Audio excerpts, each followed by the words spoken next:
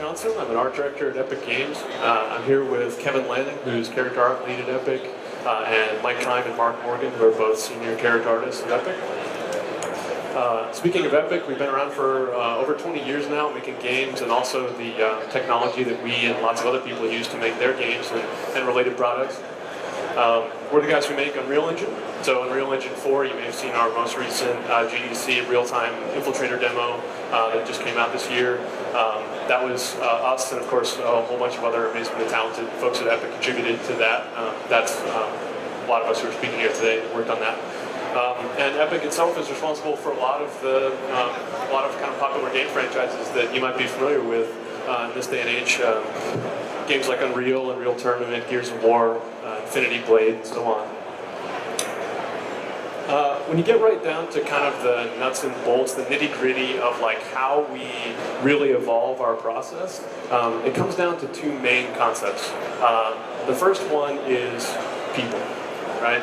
And people and process are like the two drivers that we focus in on, and we just alternate enhancing them back and forth. We take hiring really seriously at EPIC.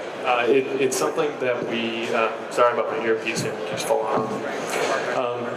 We take hiring really seriously. It's one of those things that you get the right people on the bus, and then you figure out where the bus is going. And it's something that we front load our entire effort on the hiring process. We try to make as much clarity and information about who we're bringing on as possible, and make really great choices about who actually comes in the door. If you look at an institution like Harvard, the vaunted institution for instance, their hiring rate from, hey, I really want to attend Harvard University, all the way to, okay, great, here's some books, that's about 5.9%. An institution like the CIA, for example, exclusive institution, about 2% of the people who say, I want to work at the CIA actually get a desk, right? So about 2 out of 100. EPIC's number is 0.2%. So 2 out of 1,000 people that go through our process actually get a chair and a Wacom pen. So we're extremely picky, we focus on that a lot. And also our average industry tenure at EPIC is over 12 years now, or actually maybe just a hair under. So your average employee at EPIC has 12 years of industry experience, which is a really high number. So when you look at this image here, this represents all the way back from maybe like 2004 territory. These are the projects that have involved ZBrush at EPIC. And there's been more tangential projects as well, but these are the main core that have we've started using ZBrush in our pipeline. And when we talk about the process, when we talk about how to get stronger and better and faster, there's two buckets we can either fill up or we can take away from.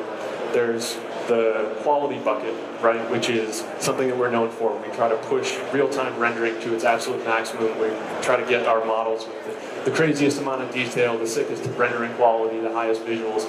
We know that that's what makes EPIC EPIC. That's part of our company culture. We have to push that bar or we're dying, right? And if you look at this, this is a screen grab from our real-time GDC infiltrator demonstration, Unreal Engine 4. This kind of bar, us trying to push what's possible in real time, is not going away, right? It's infecting its way out, not contracting, right? This bar that we're holding ourselves to say, is this even possible, is going to explode, right, into the industry. And so where does that leave us? That leaves us with only one knob really to fiddle with, which is the efficiency conversation. Right? How do we get and hit that bar, which is just rising more rapidly than we can even understand, at a more efficient, effective rate? And as you can see here, it's almost absurd when you analyze our pipeline and our processes. In almost every single category where we've seen marked half or quartering of the amount of time it takes us to do something, it's due to ZBrush. And so that's why we're here. That's why we volunteered to come and do this, was because that's an unprecedented way for us to make better results and save money. That's why we agreed to do this, right? Because ZBrush has had more influence on our pipeline than any other aspect of kind of technology that's come forward. The idea that we had to wrap our head around was that AAA, the idea of just this maximum quality bar in all avenues, isn't going away. We've got the advent of mobile and tablets and streaming boxes and next generation consoles, high-end PC, and all these other things, that bar that we've been holding ourselves to for the best of the best, as we look at those devices, it's not going to wither and die, right? It's going to propagate out through that. And that knob, that quality to effort ratio that we talk about and want to try to tweak and make better, it's more relevant than it ever has been as we look towards, okay, 5 years from now, is it sustainable? Can we actually make the art that we want to make at a pace that's fast enough to a quality bar that's high enough? And then the other big idea that has us here today, and the reason we want to talk to you, is because techniques that in the past have only been used for offline rendering, when you're talking about movies that are rendered at hours and hours or days per frame, these really crazy things.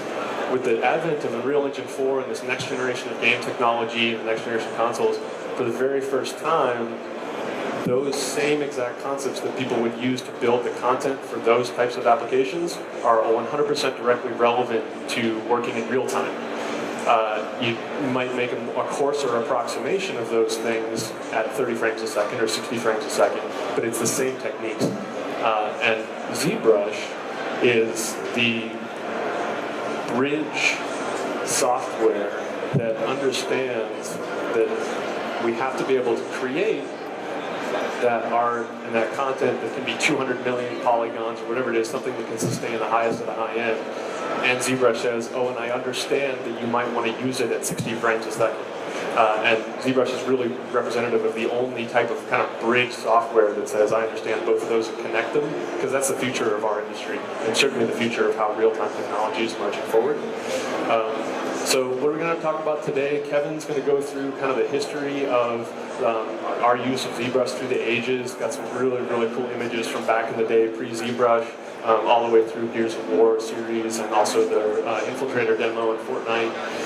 And then Mark and Mike are going to come up and just get hands-on, get nitty-gritty, real-time, show you some sculpting tools, tricks, techniques, and hopefully make you a better artist. So I won't waste too much more of your time and pass it over to those guys.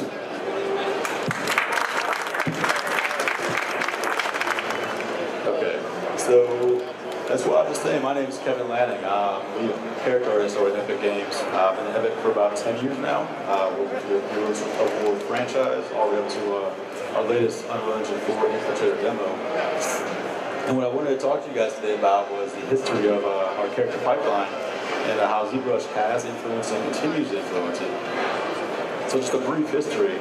Back in 2002, we began working on what was our next-gen technology back then, Unreal Engine 3. And that introduced the need for high-poly modeling in our EPIC pipeline for one sole purpose, which is normal maps. The foundation of our pipeline hasn't really changed over the years. The workflow is essentially the same. We're building our high polys, we're building our low polys over that, and then we're unwrapping that, extracting our normal maps, painting additional textures, and then bringing all those assets back into Unreal. So what has changed over the years is how we build those assets, the speed in which we build those assets, and the quality of those assets. And all of these changes have been driven by the tools we use to create those assets, which is ZBrush.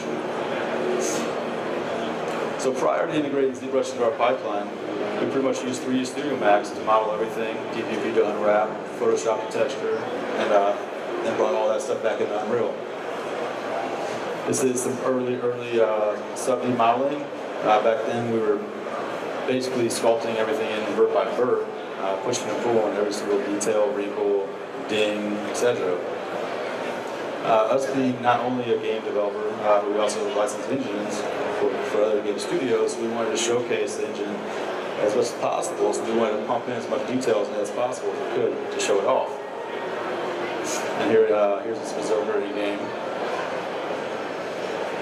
The downside of that was it took us about 3 months to model each character, so it was kind of hard to actually make a game that way, right? So the longer we wanted to go with the creatures, the longer it would take to build those characters.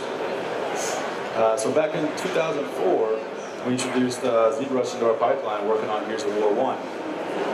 One of the first characters that we dabbled with on this for this application was Marcus Phoenix. This is a concept done by James Hawkins. And the first initial test was primarily organics. We messed with the face, the bandana, the cloth. We got pretty good results. We're happy with it.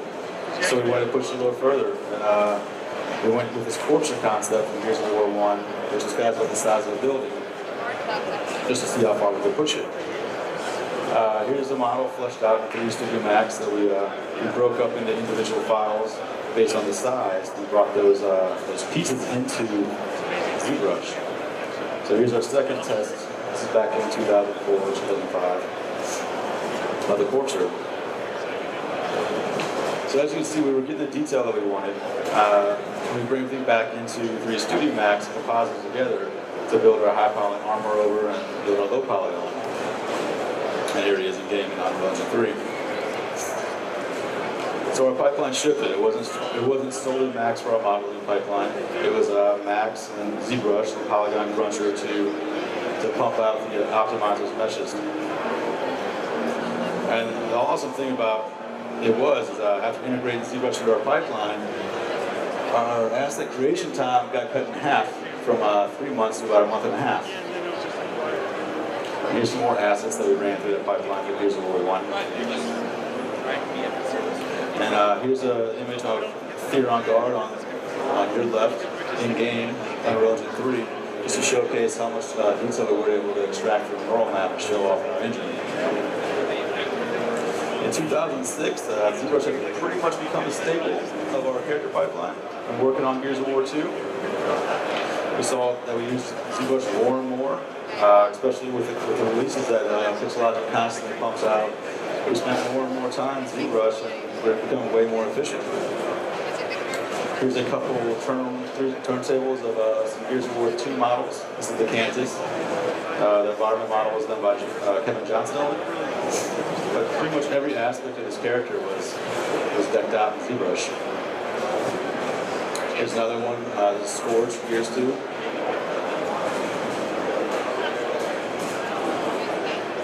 As well as the Sire from the Mark Morgan model. And actually started using transpose masters for posing stuff up. This is Dizzy. It's a model done by Stan Cottle. So Dizzy's unique in the fact that he was the first character that we brought through ZBrush for our texturing pipeline.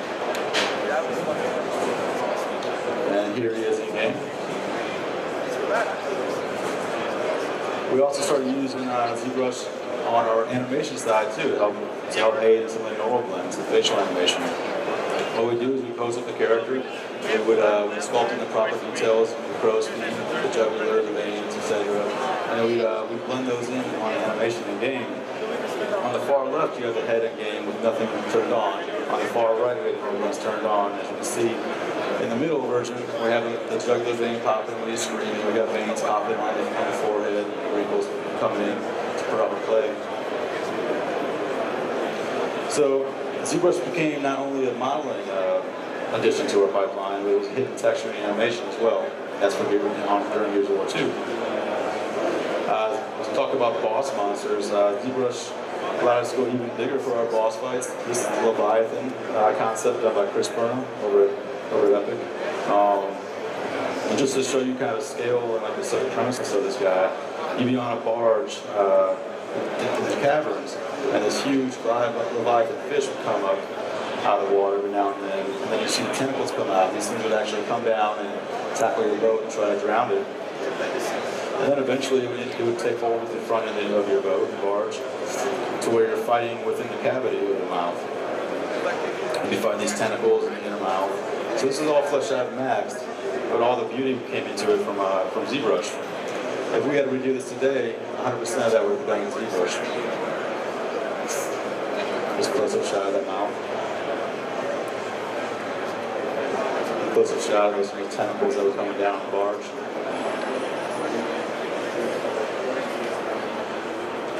Here's a work in progress shot of the Leviathan as a whole.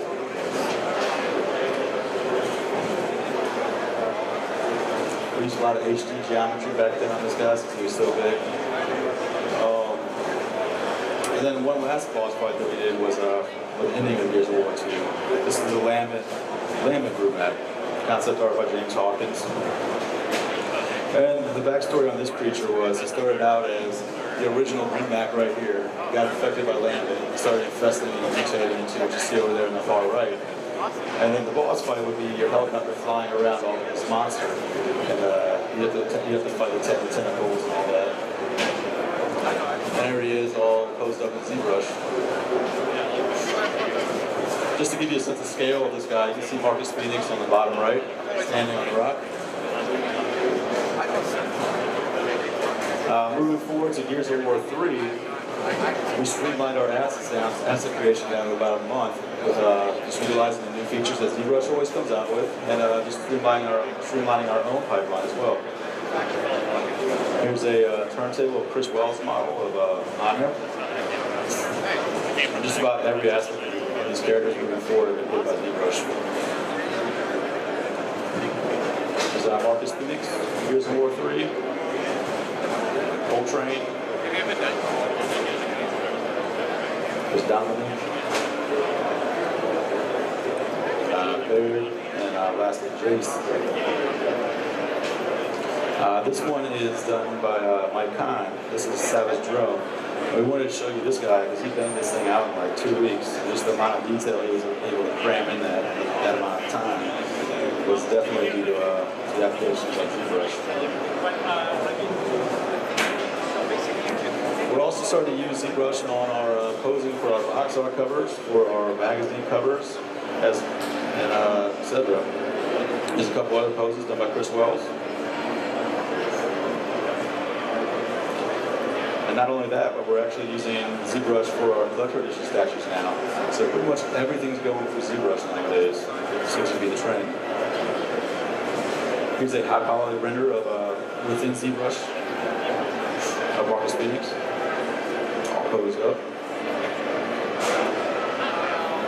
And just show you the close-up of the amount of detail we put in this, and it actually was extracted into the print of the statue here. You can see everything pretty much posed up. This is done by Triforce Studios. They actually built a life-size bust of Marcus as well. So this thing traveled E3 and we were promoting the game. All the skin, silicone, has hair plugs in there, etc. This is all rebuilt, but it was actually brought out of ZBrush and resculpted. And now he resides in our lobby at the headquarters. So as we can see, ZBrush is hitting modeling, texturing, animation, but it's also hitting our merchandising and marketing as well. Just one more example of how we use ZBrush on some of our demos was our 2011 release of our Samaritan demo. ZBrush was utilized in modeling this character, Owen, texturing this character, Owen, as well as numerous morphs and animation aids I'm about to show you. This is the densing effect of Owen done by Jordan Walker. All this was done in ZBrush.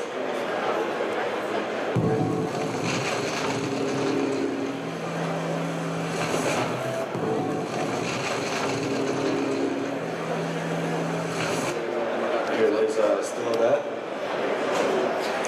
As well as this punch, we had a face punch scene. We were running close and tight on time, so what I did was I took the face, I modeled about four morphs in it of the fist actually hitting the cheek.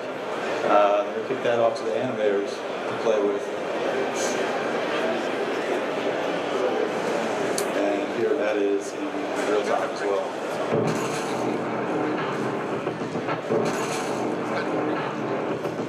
I know in EPIC we like our gore, so obviously we had some gore on there. This is the back of the head, the trooper headshot. That was all done in ZBrush.